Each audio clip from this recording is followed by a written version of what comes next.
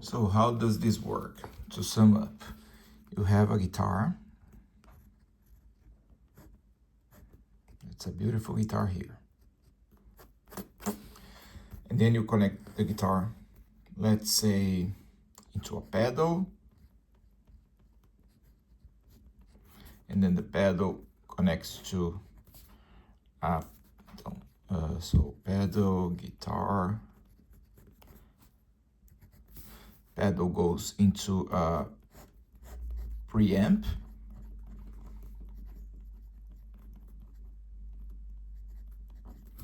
And preamp goes to power amp.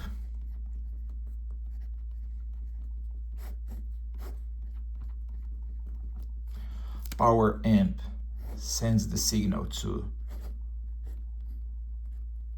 a speaker.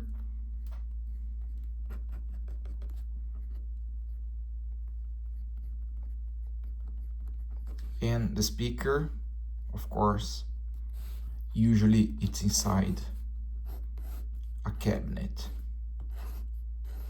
right? And then you have a microphone,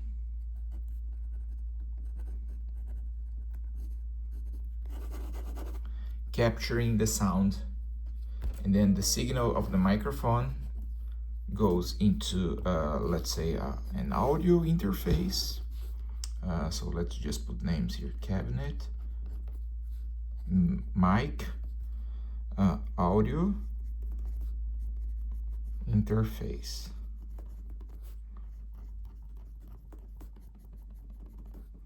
Okay, and then, of course, this goes into a computer. Great. So here in the computer, of course, we have the wave. It's a file.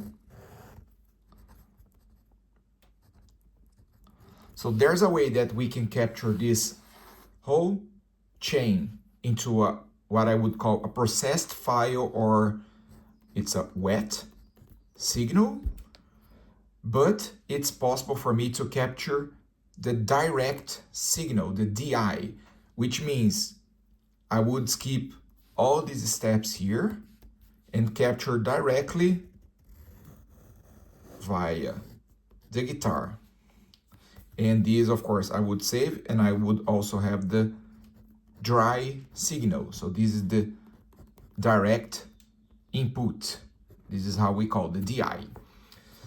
If I have the dry signal, this wave file, clean directly from the guitar, what does it mean? I have one performance recorded, and I can just reuse this one performance to reprocess this whole chain of signal to have a new wet signal, to have a new processed file.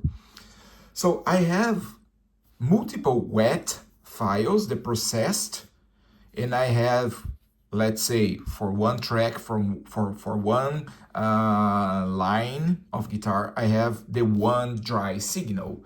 So from this one dry signal, I can reprocess multiple times the way that I want to have multiple wet signals. Let's say I have this one dry signal, I'm using, let's say, pedal A through this signal. And then, no, I want to try pedal B. I just replace this one component here in the chain, and I reprocess the whole signal again using pedal B. Or it can be, I have the same pedal A, but I want to tweak the knobs. I want a different setup, a different settings, a different tone, a different EQ in this pedal. You can reprocess the whole signal again through the chain to have another wet signal. And you can do this with all the components. You can have like multiple pedals here. You can change the preamplifier. You can tweak the knobs in the one preamplifier, or you can use another preamplifier. You can change the power amplifier and all the parameters here.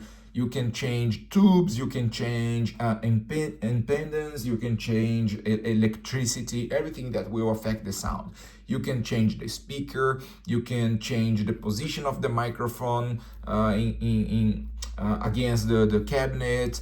You can change this. You can put the same speaker into different cabinets, different sizes, different types of wood.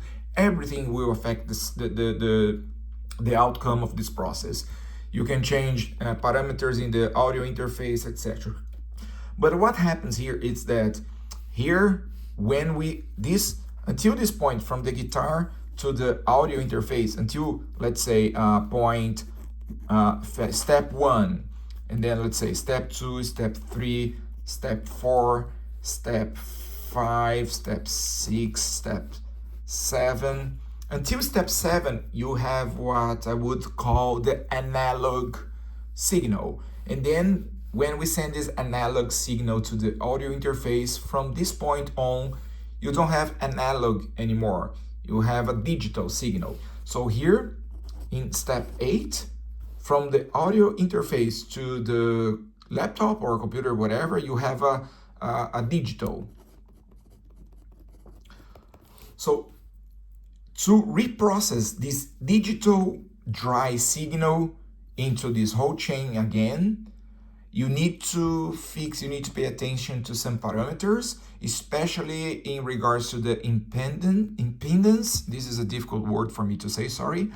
Because digital to analog, you don't have let's say a device here in this chain to process from digital to back to analog. And then we would have like a device that we would say, this is we would skip the guitar. Actually, we would go directly here because the guitar is the one that we are capturing the performance. This is already done. And then here it's where you would do the REAMP, okay? There are specific devices for the REAMP. You can find on the internet, you can research, but I have been reading and I have been trying with Boss pedals, because according to the internet, to my research, the Boss pedals, they have like the right components that will enable this conversion from digital to analog because of its electronics component. So it will enable the conversion. It will enable to match the impedance to process with the analog devices here, pedal, amplifiers, and so on. If you don't do this properly, you are in a risk that you can damage these devices because you're not sending the right signal here, or it will not damage, but the outcome would be like not useful because it will not match the parameters necessary for this process.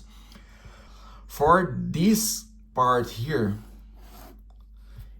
I have generated my own IRs, impulse responses, okay? So nowadays I have my own files that mimic these devices here in my environment in the room. So I have my own IRs, but the new device that I have, the new gear, I also have IRs inside there. And I have also, I don't know, hundreds of external IRs that I downloaded, I have been using throughout the years that I have found on the internet. So we can also reuse all of them.